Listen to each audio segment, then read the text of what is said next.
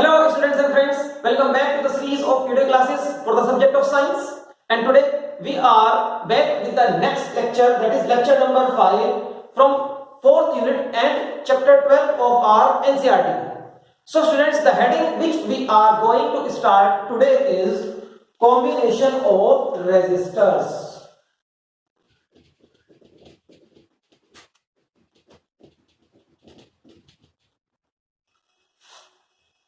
Combination of resistors. So till now students, we are well aware that what are resistors. Okay, substances having appreciable amount of resistance are known as resistors. But जिन substances के पास ठीक ठाक value होती है resistance की, उनको resistors बोलते हैं. ठीक है, रेजिस्टर्स भी कंडक्टर्स ही होते हैं. They can allow the current to pass through them, but थोड़ा बहुत रेजिस्टेंस ऑफर करते हैं. ओके, तो उनको आप बोलेंगे रेजिस्टर्स. अब रेजिस्टर्स को कंबाइन करने के अलग अलग मेथड्स होते हैं. जब आप रेजिस्टर्स को कंबाइन करेंगे तो आप उस सिस्टम को बोलेंगे सिस्टम ऑफ रेजिस्टर्स. क्या बोलेंगे आप उसको? System of resistors. तो we can also write our heading as system of resistors. हम अपनी हेडिंग को सिस्टम ऑफ रेजिस्टर्स भी बोल सकते हैं. सिस्टम ऑफ रेजिस्टर्स या combination of resistors, one and the same thing. ठीक है, जब आप कुछ रेजिस्टर्स को कंबाइन कर लोगे तो एक सिस्टम बन जाएगा. तो you can also call it as system of resistors. Okay, so system of resistors या combination of resistors is of two types: series combination and parallel combination. Series combination and parallel combination. So students, today in this lecture we are going to complete series combination. क्या complete करना है हमको? हमको complete करना है series combination. Series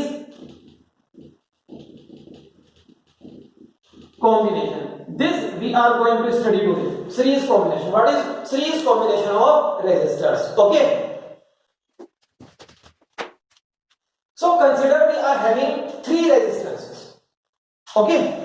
Let's suppose we are having three resistances. हमारे पास तीन resistance है. रेजिस्टेंस को बेटा किस सिंबल से शो करते हैं?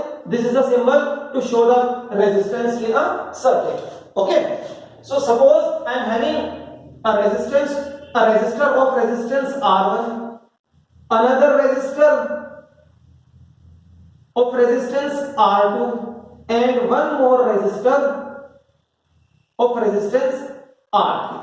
Okay, अब मैं इनको सीरीज में कंबाइन करना चाहता हूं. Now what is the way to combine them in series? Series में कंबाइन करने का क्या तरीका होता है? देखो बेटा, सीरीज में अगर कंबाइन करना है तो जितने भी आपके पास रेजिस्टेंसेस हैं, whether they are 2, 3, 4, 10, 20, 100, any number of resistances, जितने भी आपके पास रेजिस्टेंसेस हैं, आप उनको कैसे कंबाइन करेंगे? We will combine them one after the other, like this. This is the first resistor of resistance R1. ये इसके दो टर्मिनल्स हो गए. ओके, इसके दो वायर्स को क्या बोलते हैं? टर्मिनल्स. आपको मैंने पहले भी बताया है, इलेक्ट्रिसिटी में हर एप्लायंस या हर डिवाइस के दो टर्मिनल्स होते हैं. So these are the two terminals of the resistor. ये फर्स्ट टर्मिनल, ये सेकंड टर्मिनल. इसका ये फर्स्ट टर्मिनल, ये second terminal. And similarly resistor of resistance R3 के लिए दो टर्मिनल्स हैं, this one and this one. Okay, so अब हम क्या करेंगे? नेक्स्ट रेजिस्टर जो होगा हमारा, उसका फर्स्ट टर्मिनल इसके सेकंड पर जोड़ देंगे, so that they are connected one after the other. ये इसके दो टर्मिनल्स हो गए, एंड सो ऑन. थर्ड को आप फिर इसी के कंटिन्यूएशन में आगे ज्वाइन करेंगे, like this. So students, in this way they are connected one after the other in a single line. Okay, they are connected one after the other such that the first terminal of the next resistor is connected to the second terminal of the previous resistor. Okay, और जो first resistor का एक remaining terminal होगा, देखो इसका terminal एक बचा रह गया ना, ये तो कहीं कनेक्ट नहीं होगा, और लास्ट रेजिस्टर का भी एक रिमेनिंग टर्मिनल होगा। ठीक है, आप क्या इन टर्मिनल्स को आप ये पॉइंट्स हैं, इनको कुछ नाम देंगे। Suppose this terminal is A and this terminal is B. Now we can say that this is a series combination of three resistors having resistance R1, R2 and R3 respectively between the 2 points A and B, between the 2 points A and B। तो series combination कौन से दो points के बीच में है? A and B। so इस combination के दो टर्मिनल्स हैं A and B, बीच में बहुत सारे रेजिस्टर्स लगे हुए हैं। ठीक, अब आपको क्या करना है, आपको इनका रिजल्ट निकालना है कि इतने सारे रेजिस्टर्स मिलके इक्विवेलेंट मतलब फाइनल रेजिस्टेंस की वैल्यू क्या प्रोवाइड कराएंगे। This we have to find out, और इसको कैलकुलेट करने के लिए we will be using Ohm's law. Ohm's law पढ़ा था इस चैप्टर में हमने। What is Ohm's law? Ohm's law का फॉर्मूला कौन बताएगा? V is equals to IR। now what is the condition for Ohm's law to be valid? याद है किसी को? The condition for the Ohm's law to be valid is that the temperature of the conductor must remain constant. Okay, ये इसकी condition हो जाएगी। तो students A और B, these are the 2 points between which we have a system of resistors या a combination of resistors which is a series combination। What we are doing? We are doing series combination। तो अब series combination हमने यहां पर ready कर लिया है अपना, लेकिन इस कॉम्बिनेशन को वर्किंग मोड में लाने के लिए क्या करना होगा? वर्किंग मोड मतलब अरे it is a combination of resistors, resistors काम कब करेंगे? जब उनके थ्रू करंट फ्लो करेगा। करंट फ्लो कैसे करता है? जब आप पोटेंशियल डिफरेंस का सोर्स लगाएंगे। Okay, and the source of potential difference is cell और batteries. Source of potential difference क्या होते हैं? सेल या बैटरी। तो हम एक बैटरी यहां पर लाएंगे, it is a combination of cells, या आप कह सकते हो बैटरी है ये इसके दो टर्मिनल्स हैं। ओके, मैंने ये सेल का एक टर्मिनल मतलब हायर, ये बड़ी प्लेट है ना, हायर पोटेंशियल ए पॉइंट पर कनेक्ट कर दिया है, और lower potential is connected to B point. लेकिन बीच में एक की है और एक एमीटर भी मैं यूज करूंगा यहां पर। Now what is the purpose of using ammeter? Ammeter is used to measure the value of current flowing through the branch in which it is connected। जिस ब्रांच में आपने एमीटर को कनेक्ट किया है उस ब्रांच में एमीटर करंट की value major करके बताएगा कि कितना करंट फ्लो कर रहा है। ओके, एमीटर मैंने कनेक्ट कर दिया है, ठीक है, कोई बात नहीं। यहां पर now the key K, it should be closed so that a current flows through this circuit। so that a current flows through the circuit। Current कैसे फ्लो करता है? बैटरी के बाहर हायर पोटेंशियल से लोअर पोटेंशियल की तरफ। This is higher potential and this is lower potential. मतलब combination का ए पॉइंट कहां पर है? हायर पोटेंशियल पर। Always remember this. और इस कॉम्बिनेशन का बी पॉइंट कहां पर है? लोअर पोटेंशियल पर है, क्योंकि B point lower potential of the battery से कनेक्टेड है और A point higher potential of the battery से connected है। and you can observe it very easily कि current in this combination is flowing from A to B, मतलब higher to lower potential, यही होता है ना, current is flowing from higher to lower potential। okay, now another important thing to be observed here is that but a series combination जिन दो points के बीच में होता है उसमें कितने भी रेजिस्टर्स हो सकते हैं। दे कैन बी 2 और मोर देन 2। ओके, कितने भी हो सकते हैं, लेकिन जिन दो पॉइंट्स के बीच में सीरीज कॉम्बिनेशन है उन दोनों पॉइंट्स के बीच में कोई और ब्रांच ऑफ रेजिस्टर्स नहीं कनेक्ट होएगी। इसको आप याद रखें। इसका मतलब क्या है? इसका मतलब ऐसा समझो कि सपोज ये बहुत बड़ा अगर कोई सर्किट हो, ऐसा भी तो हो सकता है कि एक ब्रांच कोई यहां पर हो और उसे यहां पर किसी ने कनेक्ट कराना है, ठीक है, या यहां से किसी ब्रांच को कोई कनेक्ट कराना चाहता है लाइक दिस। ओके, इस तरह से कनेक्ट कराना चाहता है लाइक दिस।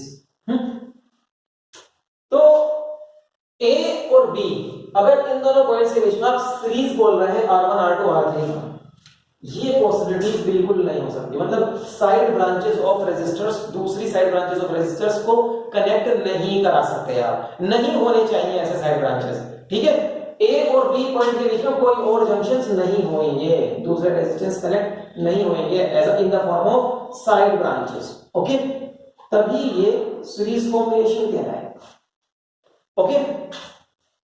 और in other words we can say that कि सीरीज कॉम्बिनेशन में जितने भी रेजिस्टर्स होते हैं सबके through same amount of current flow करता है। Very very important point. क्या बोला मैंने? Same amount of current flows through all the resistors connected in series combination, ठीक है। क्यों करेगा same amount of current flow? देखो बेटा, जब यहां से एक करंट आया इस बैटरी से, let the value of the current is I, यहां ए पॉइंट पर पहुंचा, अब ये इस सीरीज कॉम्बिनेशन में एंट्री लेगा, ठीक है। क्या करंट के पास इस पॉइंट से जब ये एंट्री ले रहा है कोई और पाथ है जाने के लिए? Current needs a closed path, current को एक सर्किट में क्लोज पाथ चाहिए ना फ्लो करने के लिए। क्या कोई और पाथ अवेलेबल है ए पॉइंट से आगे बढ़ने के लिए apart from this combination? No. तो जितना भी ये करंट आई है वो सब यहीं से जाएगा, यहीं से जाएगा, यहीं से जाएगा, एंड सो दैट बाद में अपनी बैटरी में वापस आ जाएगा through the terminal of the lower potential, ठीक है। ये आपको हमेशा चेक करना होगा कि एक बैटरी ने जितना करंट अपने हायर पोटेंशियल से दिया है हमेशा उतना ही करंट उसके लोअर पोटेंशियल पर वापस लौट कर आएगा। It is a must condition, okay.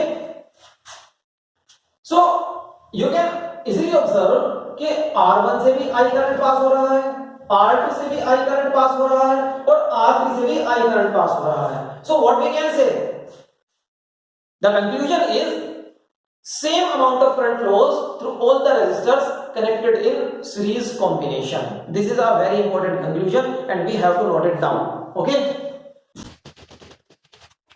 So students, we can say that consider three resistors of resistances R1, R2 and R3 connected in series between the points A and B and a source of potential difference V. मान लो इसका potential difference V है, a source of potential difference V is connected to the series combination, okay. Let the current flowing through the series combination is I. Let the current flowing through the series combination is I, and the important point which we have observed here is that same amount of current flows through all the resistors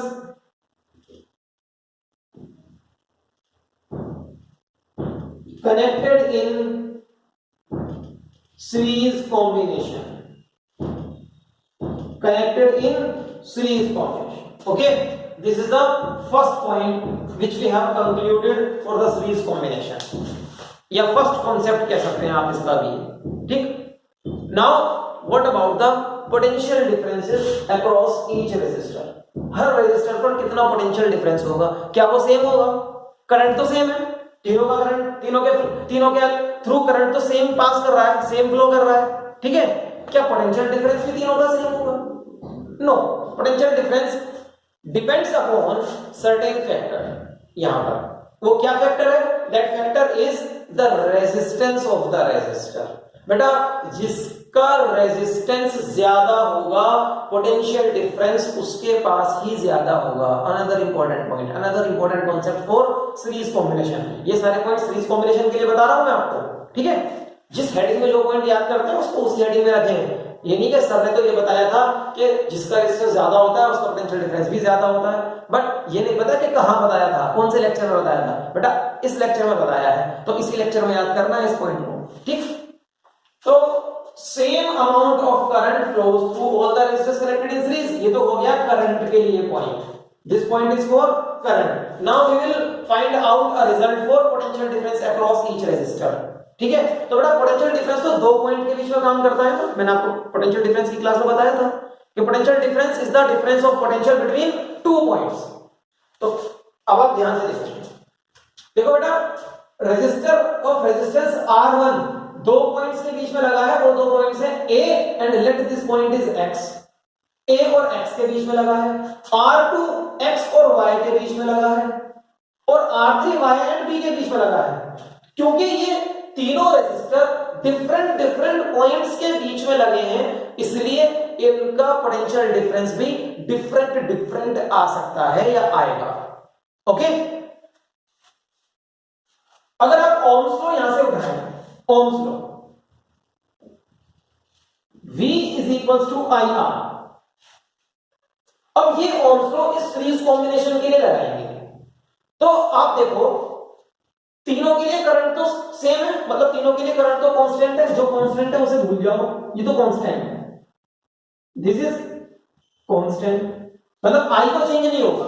अब क्या रह गया, अब ये रहा कि अगर resistance R1 है तो उसका पोटेंशियल डिफरेंस R1 पर डिपेंड करेगा, मतलब V1। ये तो मीनिंग हुआ इसका, सपोज I की वैल्यू तो 2 एम्पियर्स है, तो I तो 2 रहेगा, I की वैल्यू 2, लेकिन अगर R1 की वैल्यू 3 है तो 2 3 6, ये हो गया V1 6 वोल्ट्स। I की वैल्यू तो 2 रहेगी, R2 की वैल्यू अगर 4 है तो 4 2 8, V2 हो गया 4 2 8, एंड सिमिलरली 2 तो कांस्टेंट ही रहेगा ना, सबके थ्रू 2 एम्पियर करंट है, ये 2 तो कांस्टेंट है, और अगर R3 की वैल्यू 5 है तो 2 5 10, ये किसकी वैल्यू हो गई, V3। अब आप देखो सीधा सीधा क्या हो रहा है, जैसे जैसे R3 बढ़ता जा रहा है, R3 increase, R1 and R2 and R3, जैसे जैसे वैल्यू ऑफ R, इसकी वैल्यू इंक्रीज करती जा रही है, ये R1 है, ये R2 है, ये R3 है, वैसे वैसे ही पोटेंशियल डिफरेंस भी बढ़ता जा रहा है।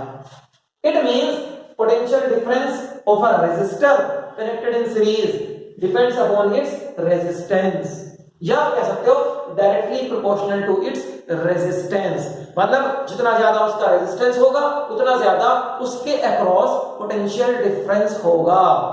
Okay, so we can write the second important point over here, ये second conclusion या second concept for the series combination। क्या लिख सकते हैं, हम लिखेंगे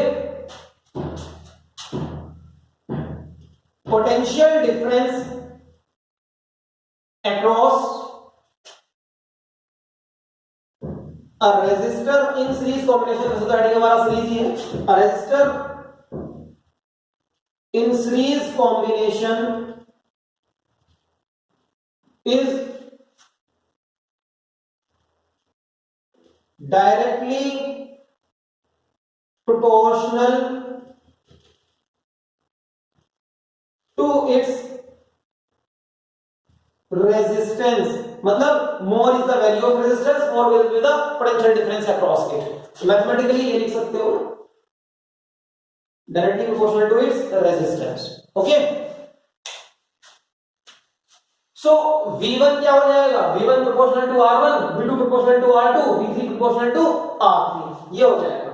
It means V1 proportional to R1, V2 proportional to R2 and V3 proportional to R3। and one important fact, क्या है वो फैक्ट, वो ये है कि जब आप इन तीनों के अक्रॉस पोटेंशियल डिफरेंस को ऐड करोगे, मींस देखो A और B के बीच में R1 लगा है, इसका पोटेंशियल डिफरेंस तो V1 है, X एंड Y, A और X के बीच में R1 लगा है, इसका पोटेंशियल डिफरेंस V1 है, X एंड Y के बीच में R2 लगा है और उसके अक्रॉस पोटेंशियल डिफरेंस V2 है, and in the last Y and B के बीच में रेजिस्टर ऑफ रेजिस्टेंस R3 लगा है, उसका पोटेंशियल डिफरेंस V3 है। बेटा ये V1 V2 V3 किसके तीन पार्ट हैं, जो पोटेंशियल डिफरेंस A और B पॉइंट्स को टोटल मिला है उसके तीन पार्ट हुए हैं, वो तीन पार्ट में डिवाइड हो गया। ओके, और वो कौन सा पोटेंशियल डिफरेंस है, वो है V। देखो V A पॉइंट और इधर से B पॉइंट को मिला, तो सीरीज कॉम्बिनेशन को टोटल पोटेंशियल डिफरेंस क्या मिला, V, और उसके 3 पार्ट हो गए through across the 3 resistors connected in series. तो इट मींस अगर आप V1, V2 और V3 को ऐड करोगे तो क्या मिलेगा, जो इन A और B पॉइंट्स के बीच में तो अक्रॉस टोटल पोटेंशियल डिफरेंस है वो मिलेगा, and that is capital V। तो V1 plus V2 plus V3 will be capital V only, okay, such that V1 plus V2 plus V3 is equals to capital V, and let this be the equation number 1 for our topic। ये हमारा topic है, इसकी equation number 1 आप लो, ठीक है। तो series combination को जो भी टोटल पोटेंशियल डिफरेंस मिल रहा है वो potential difference individual potential difference of the resistors में ब्रेक हो जाता है, ठीक है, डिवाइड हो जाता है। उनको आप ऐड करोगे तो वापस वही आएगा जो ब्रेक हुआ था, capital V, okay. Now students, we will proceed forward to find out the resultant या equivalent resistance of the series combination। equivalent resistance के लिए आप अब आगे बढ़ेंगे, ठीक है, ये कैलकुलेट करना है आपको।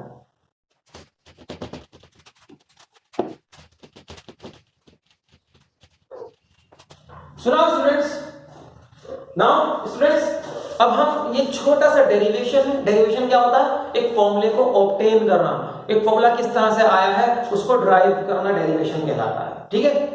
तो हम इस फॉर्मूले को ऑब्टेन करेंगे, ड्राइव करेंगे using Ohm's law. Ohm's law use करने पर देखते हैं क्या होगा।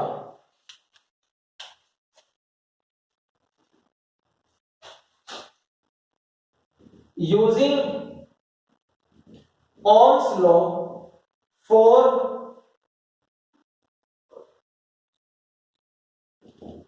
resistors। अब पहले ये यूज करूंगा मैं R1 के लिए, फॉर R1 के लिए जब मैं यूज करूंगा तो बेटा Ohm's law मैं यहां लिख देता हूं, आपको एक बार याद रहेगा, V = IR। मुझे R1 के लिए यूज करना है तो R तो हो जाएगा R1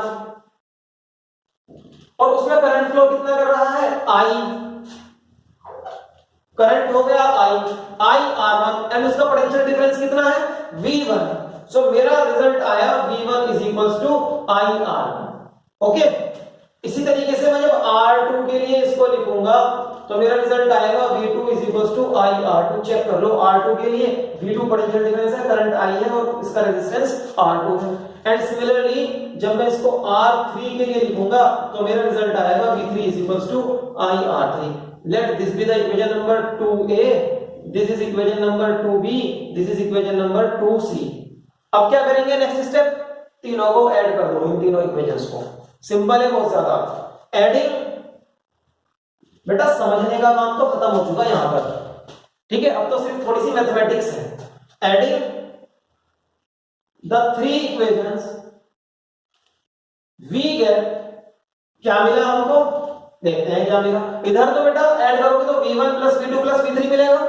so V1 plus V2 plus V3 is equals to, इधर ऐड करोगे तो IR1 plus IR2 plus IR3 मिलेगा। So IR1 plus IR2 plus IR3, okay. इस इक्वेशन के बाद आप देखो इधर से तो I कॉमन आ रहा है, I take it as common. और इस साइड क्या कर सकते हैं, इस साइड इक्वेशन 1 को यूज करेंगे। Using equation 1 V1 plus V2 plus V3 is equals to capital V। What is capital V? Capital V is the potential difference across the series combination। क्या है capital V? Potential difference across the series combination, okay. बेटा वैसे तो आप capital V को ये भी कह सकते हैं कि capital V is the potential difference of the battery, but avoid saying this, okay. यहां पर तो दोनों बातें ठीक है कि capital V potential difference of the battery भी है और capital V potential difference across the series combination भी है। लेकिन जब आप आगे बढ़ेंगे, may be in the 12th class, और हो सकता है किसी क्वेश्चन में 10th क्लास में भी आपको ये कंडीशन फेस करनी पड़ जाए, तो कई बार ऐसा होता है कि जो potential difference of the battery होता है ना, वो पूरा का पूरा सीरीज कॉम्बिनेशन को नहीं मिलता। तो सीरीज कॉम्बिनेशन का पोटेंशियल डिफरेंस और बैटरी का पोटेंशियल डिफरेंस अलग अलग हो जाएगा उस केस में। लेकिन हम किस में इंटरेस्टेड है, हम है total potential difference series combination को कितना मिला उसमें इंटरेस्टेड है। वो ही तो तीन पार्ट्स में ब्रेक हुआ है। दैट इज व्हाई वी से V1 plus V2 plus V3 is equal to the total potential difference across the series combination। हम ये बोलेंगे हमेशा, ठीक है। So V1 plus V2 plus V3 is equal to the total potential difference across the series combination and that is V। and इधर I will be common, तो R1 plus R2 plus R3। Okay, क्या करा है मैंने, मैं उस side में लिख देता हूं, मेंशन कर देता हूं। मैंने करा है यहां पर यूजिंग इक्वेशन 1 और क्या करा है मैंने, I कॉमन लिया है, उसको तो समझ में आ जाएगा देखकर, ठीक है। यूजिंग इक्वेशन 1 ये कर लिया हम लोगों ने। अब नेक्स्ट स्टेप क्या होगा बेटा, इस I को इधर लेना है, इधर मल्टीप्लाई हो रहा है तो इधर क्या होगा, डिवाइड होगा ना। So V upon I is equals to R1 plus R2 plus R3। Okay, now what about this V upon I? इस V अपॉन I का हमें अब क्या करना है? Carefully if you will observe what is V? V का नाम अभी मैंने आपको बताया क्या होता है, total potential difference across the series combination. And what is I? What is this I? V तो समझ में आ गया, चलो what is I? I is the total current flowing through the series combination। और V upon I ohms law से क्या होता है, अगर आप I को नीचे ले आएंगे तो V अपॉन I क्या होता है ohms law से, R। ओके, अब अगर V है total potential difference across the series combination और I है total current across the series combination, तो R को क्या बोलोगे, R को बोलोगे total resistance of the series combination. Total resistance को हम कहते हैं equivalent resistance of the series combination. Okay, word total की जगह we usually use equivalent resistance या resultant resistance of the series combination. Okay, so V upon I को we can replace with R, we can replace with R। सो हम लिख सकते हैं R is equals to R1 plus R2 plus R3। और जो आपने रिप्लेस किया है ना V by I को इज इक्वल्स टू R, उसको बता दो एक बार, क्या क्या आपने मानकर रिप्लेस किया है, where V by I is equals to R is equivalent resistance of the series combination। Okay, V by R is equals to जो आपने R लिखा है वो क्या है, that is equivalent resistance of the series combination। So students, we have obtained या we have derived the formula for equivalent resistance of the series combination। Okay, मतलब R1 R2 R3 को अगर आप सीरीज में जोड़ेंगे किसी इलेक्ट्रिक सर्किट के लिए तो रिजल्टेंट रेजिस्टेंस जो होता है वो उन सब का सम करने पर आ जाता है। It is a simple algebraic sum, जैसे मैथ्स में आप सम करते हैं, ठीक है। It is a simple algebraic sum of all the resistors connected in series. So the statement we can say that equivalent resistance of a series combination of resistors is equal to algebraic sum of the individual resistances of all the resistors. Okay, ये हमारा इसके लिए statement हो जाएगा। So students, you can copy this down and then we will do one special case on this formula। So students, आपको एक special case में यहां बताऊंगा, ये मैंने रफ कर दिया है, यहां से आपने कॉपी कर लिया होगा। क्या स्पेशल केस है? स्पेशल केस ये होगा कि जितने भी रेजिस्टेंसेस, चलो अच्छा पहले ये करते हैं कि 3 रेजिस्टेंसेस की जगह n रेजिस्टेंस अगर n 4n रेजिस्टेंसेस, पहला स्पेशल केस 4n रेजिस्टर्स। अरे कितने भी हो, 3 है, 3 को जोड़ दो, 30 हो, 30 को जोड़ दो, n हो, n को जोड़ दो, तो सिंपल सा आंसर आएगा R is equals to R1 plus R2 plus R3, कहां तक, Rn तक। ओके, n तक ऐड करते चले जाएंगे आप, ये आंसर हो जाएगा। अब वो कितने भी हैं, whether they are 2 3 4 5 10 100 200 कितने भी, ठीक है, n can be any number. हाँ, अगर ये सारे रेजिस्टर्स इक्वल हो, ठीक है, that is the second special case. If all resistors have same resistance, अगर सबका रेजिस्टेंस सेम हो जाए, मतलब R1 भी R2 R3 सब सेम हो जाए। अच्छा, आप R की जगह ना Req यूज करेंगे, इक्विवेलेंट रेजिस्टेंस, ठीक है। R की जगह यूज Req, बेटा कर लो, इसको करेक्शन कर लो, ठीक है। सो अगर सारे रेजिस्टेंसेस सेम हो जाए, मतलब R1 की जगह भी R लिख दो, R2 की जगह भी R लिख दो, R3 की जगह भी R लिख दो, सबकी जगह R लिख दो, तो क्या होने वाला है इस फॉर्मूले में? तो Req क्या होगा?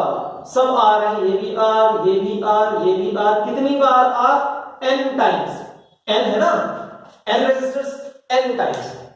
अब स्टूडेंट्स इसका रिजल्ट क्या है बेटा? इसके लिए मैं आपको एक छोटा सा सिंपल सा एग्जांपल दे देता हूं, आप यहाँ करेंगे। अगर आप 2 को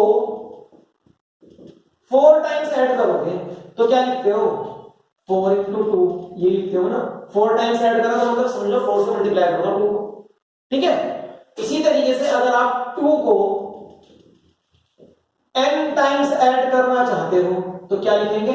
n into 2 मतलब 2n, यही लिखेंगे, ये लिखेंगे n into 2, ठीक। सिमिलरली अगर आप R को, देखो 2 की जगह R हो गया, R को n टाइम्स ऐड करना चाहते हो तो क्या लिखोगे? You will write R equivalent is equals to n times R. You will write R equivalent is equals to n times R. So students, you have to learn these formulae. Series combination का answer ये होता है, n resistors हो तो ये होगा, और अगर सारे इक्वल हो तो ये होगा, ठीक है। एक चीज यहां पर आप और ऑब्जर्व करेंगे कि बेटा जब आप रेजिस्टर्स को सीरीज में कंबाइन करोगे तो जो रिजल्ट आएगा ना, क्योंकि सबको ऐड करके आ रहा है, देखो ध्यान से, तो जो भी रिजल्ट आएगा वो जो भी रेजिस्टेंस इन सब में जितने भी आपने ऐड किए, सबसे बड़ा रेजिस्टेंस वाला जो भी रेजिस्टर है उसके रेजिस्टेंस से भी बड़ा आंसर आएगा। It is obvious. आप ऐड कर रहे हो, सपोज मैंने ऐड करे 3 रेजिस्टेंसेस, मान लो इसकी वैल्यूज है 6, 10 and 15, okay. Suppose these are the values 6, 10 and 15। So जब आप इनको ऐड करोगे 6 + 10 + 15 तो आंसर तो ऑब्वियसली 15 से भी ज्यादा आएगा ना। So that's what we are saying in words कि सीरीज कॉम्बिनेशन का equivalent resistance is greater than the greatest resistances connected in the combination, ठीक है। मतलब कहने का ये है कि सीरीज कॉम्बिनेशन हम इसलिए लगाते हैं कि अगर हम रेजिस्टेंस बढ़ाना चाहें तो हम सीरीज कॉम्बिनेशन का यूज करेंगे, ठीक है। अगर आप रेजिस्टेंस को बढ़ाना चाहते हो तो सीरीज में कंबाइन कर दो सारे रेजिस्टेंसेस। फॉर एग्जांपल देखो मेरे पास 2 रेजिस्टर्स हैं, एग्जांपल है I am having 2 resistors, R1 is equals to 3 ohm and R2 is equals to 6 ohm, लेकिन मेरी रिक्वायरमेंट है किसी सर्किट में 9 ओम की। माय रिक्वायरमेंट इज फॉर 9 ओम, तो मुझे क्या करना होगा? अरे इनको सीरीज में कंबाइन कर दो, 3 + 6 9 आ जाएगा, 3 + 6 9 आ जाएगा, ठीक है। सो अगर हमें रेजिस्टेंस बढ़ाने की रिक्वायरमेंट होती है तो हम रेजिस्टेंसेस को सीरीज में कंबाइन करते हैं। This is the use of series combination to increase the resultant value of resistance, okay. So students, with this we have completed the lecture today. If you have any doubt or any problem in this lecture, then you may contact me, okay. I will try to reply as soon as possible. And also students, while studying with the help of these video classes, you should make your proper notes. बेटा आपके अपने हाथ से लिखे हुए notes आपके अपने सबसे अच्छे फ्रेंड्स होंगे, ठीक है। This is my advice. जब आप फाइनली अपने बोर्ड्स या प्री बोर्ड्स के एग्जाम्स के लिए प्रिपरेशन कर रहे होंगे ना, तो आपको सबसे अच्छी प्रिपरेशन आपके अपने हाथ से लिखे हुए नोट्स ही कराएंगे। बेटा बहुत से स्टूडेंट्स क्या करते हैं, किसी से नोट्स अरेंज कर लिए, मैं भी आपको नोट्स प्रोवाइड कराऊंगा, I will provide you the notes, लेकिन आपके अपने हाथ से लिखे जो नोट्स होंगे ना वो आपके माइंड में उतर चुके होते हैं और उनसे आपकी सबसे अच्छी प्रिपरेशन होती है। So please while studying with these video classes, make proper notes in your registers and study with the help of those notes. Okay, so students, wish you to see in the next class. Till then, bye.